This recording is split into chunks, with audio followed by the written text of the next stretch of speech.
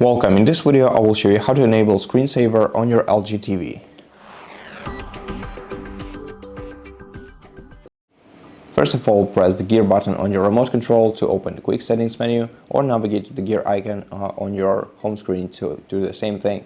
After that, select the gear icon in the quick settings menu to open all settings, and then navigate to General.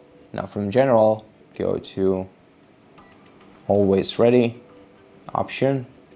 And Always Ready option is basically your TV's screensaver. So make sure that Enable this function switched to the right. And if you want to use your screensaver without wallpaper, check this circle.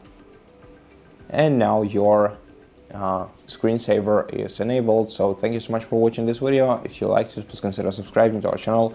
Leave us a like and a comment below, and I'll see you in the next one.